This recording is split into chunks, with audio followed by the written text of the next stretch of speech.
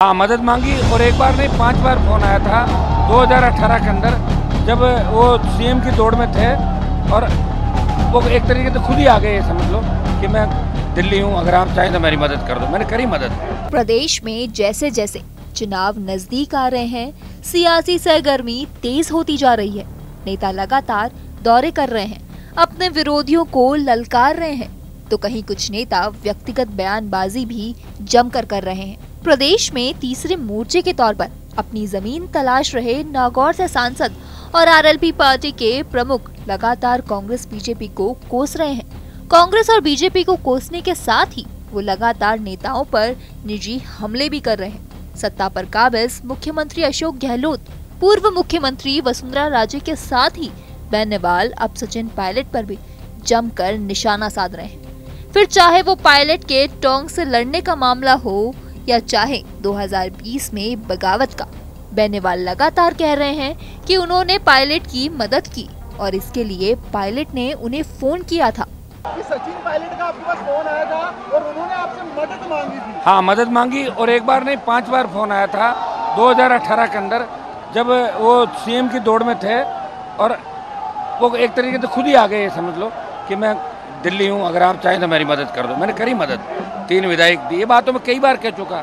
और जब सरकार गिर रही थी तब भी मैंने पायलट का बात सीएम के लिए मैंने ही प्रपोज किया कि हम 3 विधायक इसी बात के लिए देंगे कि सचिन सीएम बने, किसी दूसरे को मुख्यमंत्री के रूप में आरएलपी एमएलए नहीं देगा। अब पायलट को लगातार निशाने पर रख रहे सांसद हनुमान बेनीवाल को लेकर पायलट के समर्थक माने जाने वाले कांग्रेस के नेता कुंदन यादव ने एक्स, जो पहले ट्विटर हुआ करता था, उस पर सचिन पायलट, हनुमान बेनीवाल और उनके बच्चों की एक तस्वीर शेयर करते हुए लिखा, अपने आप को बड़ा नेता दिखाने के लिए वे भूल जाते हैं कि उस स्वयंभू बड़े नेता के बच्चों ने अपने बर्थडे पर गिफ्ट भी पायलट साहब के साथ फोटो मांगा था। और यह बनने वाले स्वयंभू बड़े नेता अपने बच्चों को लेकर पायलट साहब के घर पर आए थे फोटो खिंचवाने। ये कहना तो नहीं चाहता था, पर जितनी जिद्दी भाषा का प्रयोग किया जा रहा है तब याद दिलाना जरूरी है कि सचिन पायलट जी के बच्चों से लेकर बुजुर्ग और युवा सब दीवाने हैं। पानी का टैंकर और कांस्टेबल का तबादला कराना होगा तो पार्षद से कह देंगे, वही कर देगा।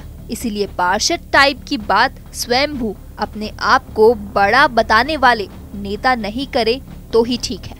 आपको बता दें, सचिन पायलट 2018 से ही लगातार सरकार में रहते हुए अपनी सरकार को घेरते दिखते थे। 2020 में पायलट ने कार्यकर्ताओं की मांग को लेकर जब अपनी पार्टी और सरकार से बगावत तक कर दी थी, इसी साल जब सचिन पायलट ने वसुंधरा सरकार के कार्यकाल के दौरान हुए भ्रष्टाचार की मांग को लेकर अनशन और पदयात्रा निकाली, तो हनुमान बेनीवाल ने उन्हें खुद की पार्टी में शामिल होने के साथ ही नई पार्टी बनाने की सलाह तक दी थी।